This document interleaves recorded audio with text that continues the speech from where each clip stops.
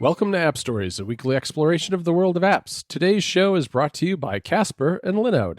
I'm John Voorhees, and with me is my co-host, Federico Vidici. What have you been up to this week, Federico? Hi, John. What have I been up to? I don't know. I've been at the beach, and I've been actually editing my iOS review under a beach umbrella, which is quite comfortable, actually. You know, the dogs, and I'm editing the review. It's not bad. What else have I been doing? I've been testing a lot of iOS 12 beta apps. My test flight is overflowing with betas. #humblebrag. Also, I don't know. I've been putting together some shortcuts that I've shared on Club Mac Stories. You know, the usual, basically. The usual at the beach. That's the usual at the beach. All right. Well, that sounds like if you're going to be doing some editing, that seems like a great way to be editing to me. So I'm a little jealous. I'm not at the beach, but I'm at home. I'm doing all right. You can imagine you are. You can, you know. Yeah, I suppose I can. I should go sit outside and get some fresh air. What do you want to talk about this week, Federico? Right. Because I know you had a topic, and this is a topic that is something that I'm just scratching the surface of in the last several weeks, but I know you've been looking at it a little more carefully. Yeah. So, all right, there we go again. I've been using reminders this summer as my task manager. For a simple reason. Basically, I spent the entire summer writing and editing my iOS 12 review. And something that I've always wanted when working on these big projects is a way for me to leave some placeholders in the markdown text of my review with a note for something that needs to be done later. Maybe it's a section that I cannot write yet. Maybe it's a placeholder that says, here you should put a video. Maybe it's a placeholder that says, here should be an image gallery. You know, things for later. Sure. And I want these things to be actual tasks that I can later see in my task manager and schedule in my task manager and complete in my task manager. But also, I want to be able to recall the specific point in the editor where this placeholder was added. And so I've always wanted this kind of setup where, as I'm writing, I have a snippet that expands into one of these placeholders and that I can add, and then I can hit a combination of keys, and that placeholder becomes a task. Okay. And in my task manager, there's a link, like a drafts 5 URL scheme that I can tap, and it opens drafts and it scrolls the editor to the precise point where the placeholder was added. Oh, all right. That is really nice. I like that. I had a feeling you were doing something like that. Yeah. That's really slick. So this integration that I put together is based on these 2 JavaScript actions that I've created in drafts 5. And while I could have done this with Things or OmniFocus or other task managers or Todoist, the best way, when I put together these actions, the best way to do it was with reminders. Because Drafts is able to save reminders natively in the background without having to do, switching between apps and all that. And this was before Drafts, the beta this summer, gained Todoist integration, which I think Greg has been showing off on Twitter. So as I put together that action, I realized, most of my tasks this summer are about reminders. I might as well try reminders because I like to switch task managers like I switch email clients. And so I've been using that. And in using reminders, I've also started exploring the ecosystem of apps and utilities and sort of workflows that exist around reminders. And that has led me to sort of keeping multiple apps on my devices and creating shortcuts for reminders that I wanted to discuss today, sort of as a way to extend reminders beyond what Apple offers with the native Reminders app. And I think it's interesting to consider reminders not as necessarily as a stock app, but as a framework, right? And as a sort of as a database that multiple apps can access and use. Because basically, reminders allows developers to plug into almost all of the parts that the official Apple app uses. The only exception that I can think of is the remind me about this Siri command. When you're looking at a web page or you're looking at a photo, and you invoke Siri and you say, remind me about this, and it creates a reminder that has a special icon for the app that you created the reminder in, and that icon is actually tappable. So that integration, I think it's a private API, and it actually, behind the scenes, it uses an end user activity to capture that item, and it's not available to third-party developers. But besides that, everything that Reminders does can be accessed from third-party apps. And that's what I wanted to discuss. Sort of what is possible if you use Reminders at a database on iOS, what is possible with third-party apps and utilities to accomplish that is not, that you cannot do with the Apple app. Okay. Before we dive into those apps, I have a question for you about what you're doing in drafts, okay? Yes. I will write about this on the site eventually because it's a really cool action. Yeah. Yeah, it does sound really cool because what seems to me is the unique thing about this is that not only are you able to go back to your document in drafts, but you're able to scroll to the exact position. I can't think of another app where you could do something like that. Yeah, exactly. I mean, it's maybe kind of possible in editorial, but the problem is editorial doesn't have the native reminders bridge that drafts has in JavaScript. I don't think editorial can do that kind of stuff with reminders in Python. Okay, so is it that bridge that allows you to get back to the specific spot as opposed to some sort of tag or other special syntax? I mean, how does that part work? Okay, so it works with a combination of basically when I'm saving the reminder. So the reminders integration is only used to scan the document for a special syntax that I'm using, which is actually like a hyphen and square brackets. Okay. To say these are the tasks that you currently have in your document. And you can tap on one and it saves the item in reminders. But what it does is in the note field of the reminder, it appends a URL scheme that contains a parameter that later drafts can identify and say, okay, here's the part of the document that I'm supposed to look for. And it loads an action that says, let's look for this reminder. So what it does is a kind of a clever workaround in that it uses the note field of a reminder, which is something that we'll explore in a few minutes, to store information that drafts can later use to say, what am I looking for here? So it's basically a 2-action setup. One action to capture and save, the other action to say, let me load up the document again and scroll to this position. So it's 2 scripts, basically.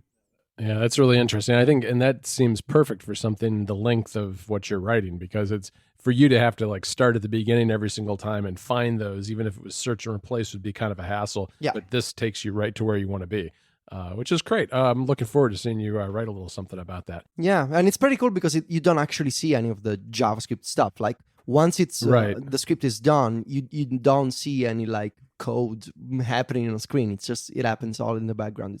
It's very cool. This episode of App Stories is brought to you by our friends at Casper. Casper is the company focused on sleep, and they're dedicated to making you exceptionally comfortable one night at a time. Look, you spend a third of your life sleeping.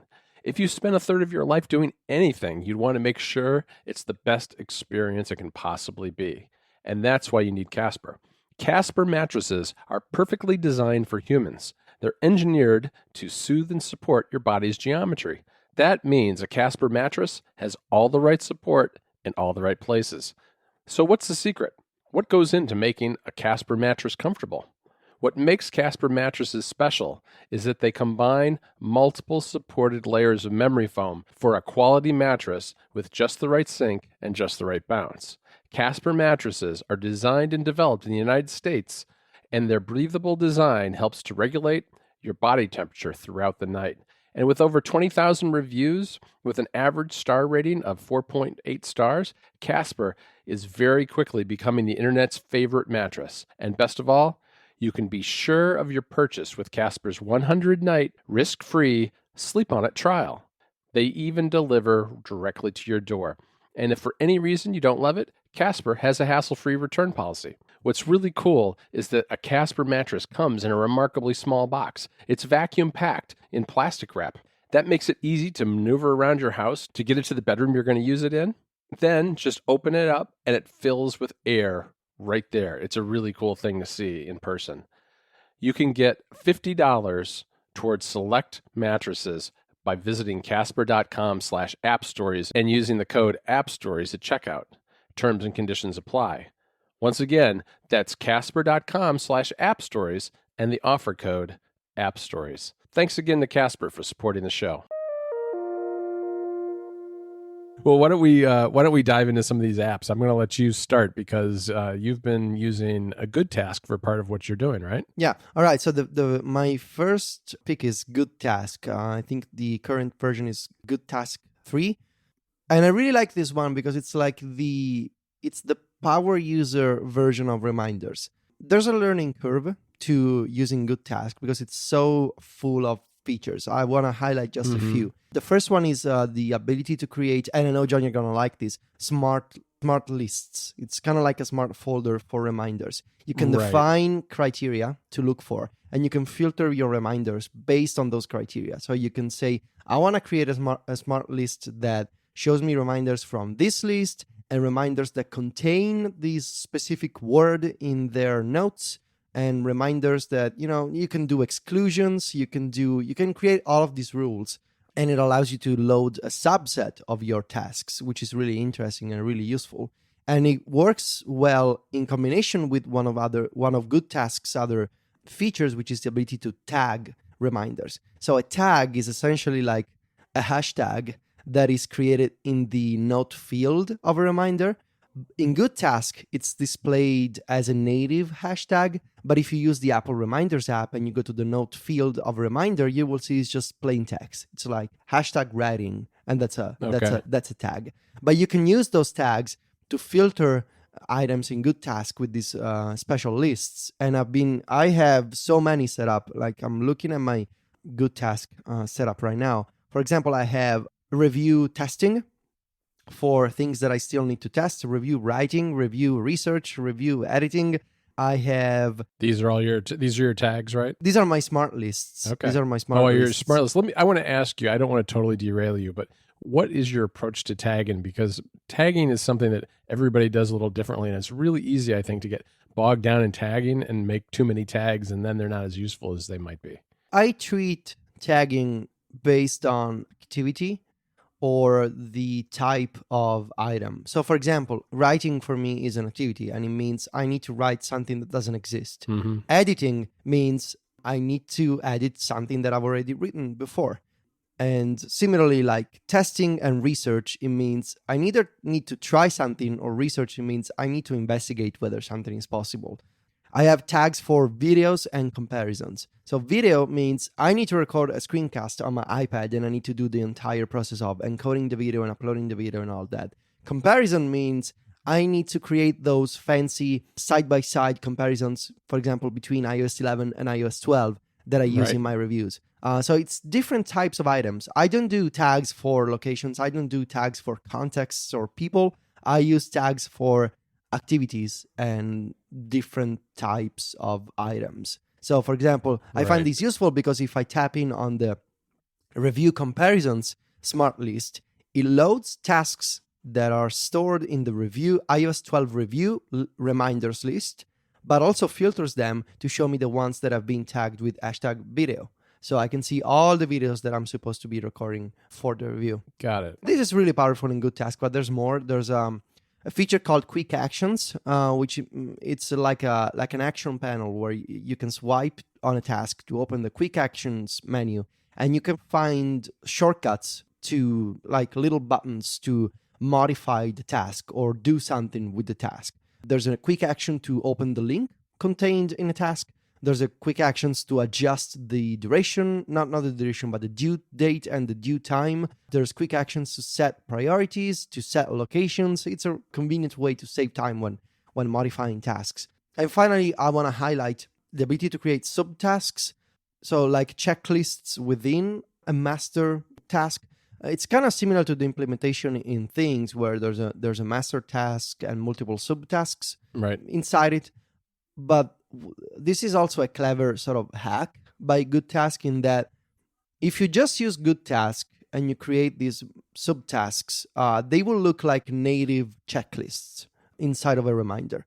But if you open the Reminders app, you will see that what Good Task does is it uses some special syntax, which is actually JSON dictionary in the note field of a reminder as plain text. So because it uses reminders as a database, what it does is it uses plain text, but when you load it up in GoodTask, it looks native.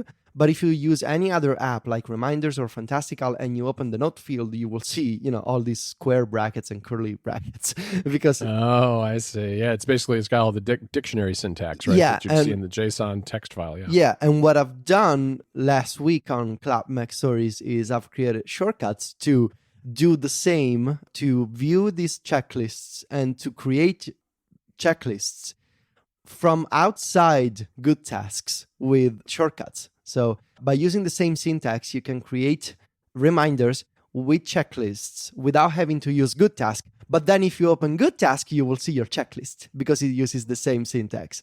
Right. So this is all in the notes field, right? It's all in the notes field and it's all plain text. You just need to know the right syntax. Got it.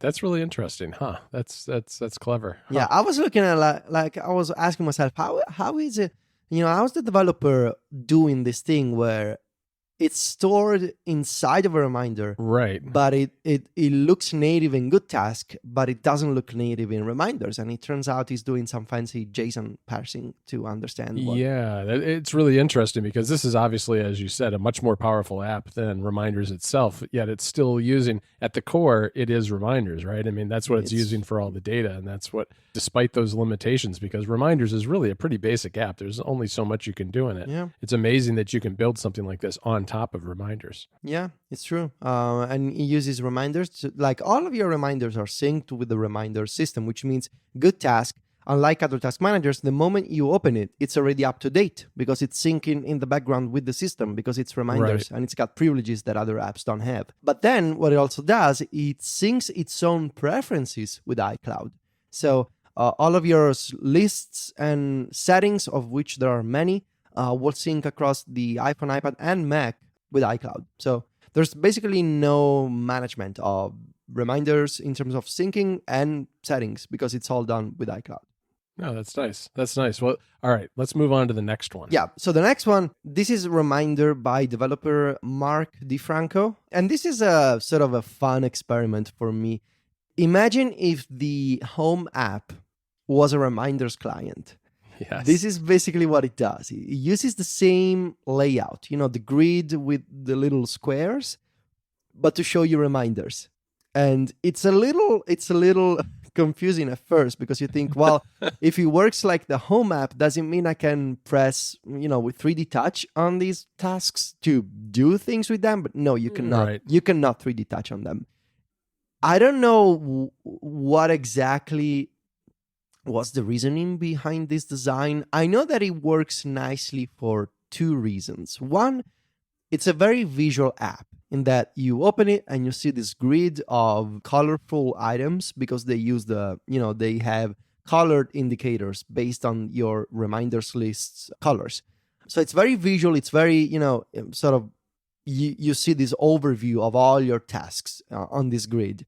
And also, it allows you to rearrange these items manually. So when you open a list and you see the grid of tasks, you can rearrange them independent from their due date, which is, if you're a visual person and if you like to see, tasks in a grid rather than in a list, it's kind of fun. I don't know if it's the best option on iOS. I would say probably GoodTask is the most powerful reminders client around.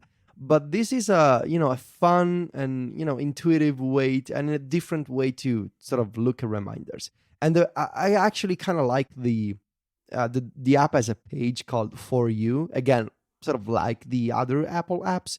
And it's a good way to see what's coming up in a grid. At first I thought it was useless, but then kind of realized, well, I don't actually hate it. So it's not too bad, really. Yeah, it's really interesting. This is not an app that I've come across before. And I'm not sure about the design only because I'm not a big fan of the Home app design in the first place. I know. I've written about that somewhere. And I feel like a grid of squares wastes a lot of space. Looking at the screenshots, because I haven't downloaded this app, it really is useful if you can keep your task descriptions really short so they fit in the square. There are aspects of this I like. I mean, I do like the bold headers that are kind of brought over from things like music and news and those kind of apps. And the use of color here, I think, is really well done. And I do like that idea of moving things around and shifting the tiles. That's something that I like that you can do in Things, where you can move things up and down a list. These little tiles does seem like kind of an interesting way to approach that same sort of thing. That's pretty cool.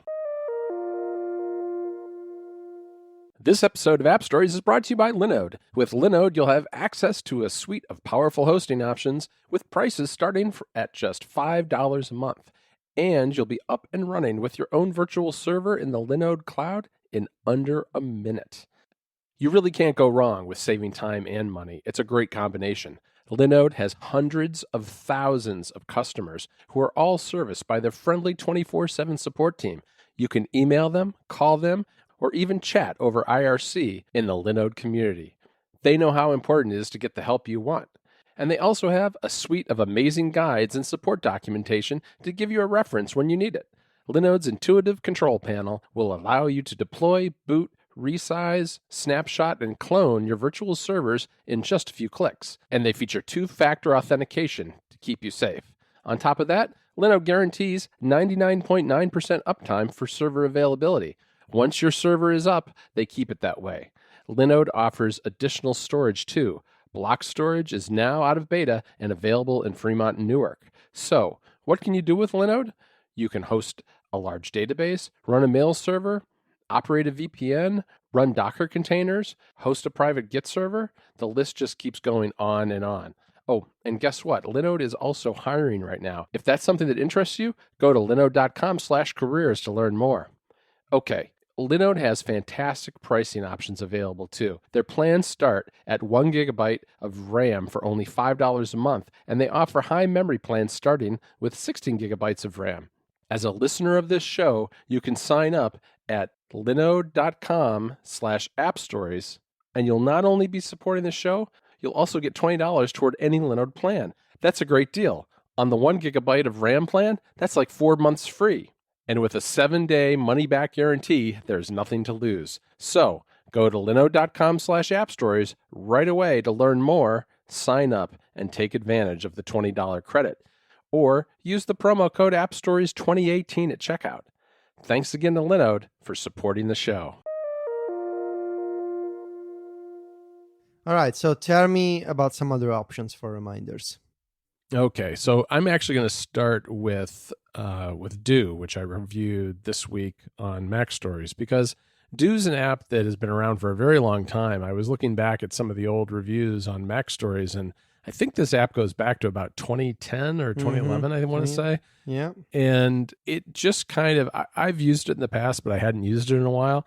And it was perfect for me because one of the things since I've had a HomePod that I've really liked is to use it with reminders. And I don't use it for a lot of my work and personal stuff that's like a project, but it's little things like, I don't know, go to the post office or remember to buy some milk at the store or whatever it happens to be. Little things that come up during the day. And a lot of times those things come up when I'm walking around the house and I might be in the living room where the HomePod is or otherwise within earshot of it. And then even if I'm sitting at my desk, I can just, use the command for Siri and create a reminder that way, because reminders is one of the things that actually works well with the HomePod. It's got, they're called personal requests. You've got that and messages and calendar and a few other things. And those all work really well, much better than something like trying to get Siri to add something to Todoist or things or something like that. So I've been using that for a while, and Do has integration with reminders. And what it does, there are two ways to get your reminders into Do. It will take any reminder that has a date and or time and drop it into Do automatically, or you can do it manually from within the settings of Do. I've been doing it automatically, and it's really nice because, as you said, with these other apps, because it's a system level thing, it all just kind of happens automatically and very quickly without you having to open an app or synchronize anything. It just kind of happens instantly. And what it does is then it takes the reminder out of the Reminders app and leaves it just in Do. That way you're not getting, double reminders in two different places. By moving these things out of Reminders and into Do, what you gain are some of the special features of Do. The fact that you can have it set up nagging reminders so that you're getting reminded every 5 minutes after something has to be done. You can use the snooze buttons, both the pre-built ones as well as the new custom ones that came with version 3.0 of Do. It's a really, really handy way to use reminders, I think. Yeah, that's very cool. I didn't think about the fact that you could sort of talk to Siri or use the HomePod and then end up with reminders in Do. Yeah, I'm kind of turned off by the nagging reminders, but yeah, I know that for some specific use cases, whether it's like medications or I don't know, taking out the trash or calling your mom, stuff like that, that needs to happen. I know that it works really well for some people, so that's an interesting integration right there. All right, so what else do you have for me, John? Yeah, I've also got Fantastical, which you mentioned briefly. And so with Fantastical, you can designate a reminders list, any of your reminders list, to show up in the calendar view. It's pretty powerful. I mean, you can enter a reminder just like you would a calendar event with natural language, and start it. You prefix it with "remind me to," and then it just turns it into a reminder that shows up in both places. I don't use this much. I have tried it in the past, but I tend to like to keep my calendar with just events and not get tasks in there, even if they're this kind of reminder thing that has a date and a time. I'd rather have something like Do throw up an alert than have it in my calendar. But if you're the kind of person who puts tasks in your calendar, and there are a lot of people who do and swear by that, it's a great way to do it because you can have all sorts of lists added right into your calendar. All right, so I would like, before we move on to cover automation, because we already covered Siri, the fact that you can talk to Siri on and create reminders from iOS, from the HomePod, from watchOS, which I really like, especially on watchOS when I'm driving. I can just click and hold the crown and save a reminder. I want to mention this widget that doesn't have the best design, but it's also kind of effective in showing you everything at once. It's called Eventail, and it's a widget that can show you both calendar events and reminders at the same time in basically a layout that is customizable. It's a column layout for 5 or 7 days at once, and it shows you these columns containing colored items for reminders and events. I mentioned that it doesn't have the best design, if only because it's meant to be full of information. So it can be like if you have 17 tasks going on a single day, plus some events, and you open the Eventail widget, it's going to look like a crazy busy list of items, which it's not necessarily a great look, but it's also effective in that you can tell at a glance when a day is going to be busy and when it's not. For example, I opened my Eventail widget last night, and it was clear for the day, but the morning after I had like 20 items in it, and and everything was sort of close together and difficult to read. So it depends on how many things you have going on, I suppose. And all of a sudden you got very stressed out about your next day, right? Yeah. It's useful when you have, just a few things going on. That sort of can give you sort of a bird's eye overview of, the few days ahead. Yeah, definitely. That sort of thing definitely can have a nice impact. I mean, you get a sense for if you've got something that comes up. It's like, well, where in the day tomorrow am I going to be able to fit this? And having that sort of color coded, blocked off day can be really useful for that. All right, so we should cover the automation aspect of reminders because we mentioned drafts and the JavaScript integration. This allows you to create reminders programmatically from drafts. You can use JavaScript and save reminders, create lists, fetch reminders from drafts. You can do all kinds of crazy things. And this has been amazing for me for the iOS 12 review this summer, because finally I was able to build the setup that I wanted, sort of a text editor that integrates with a task manager. And that was made possible by drafts and the JavaScript bridge with reminders on iOS.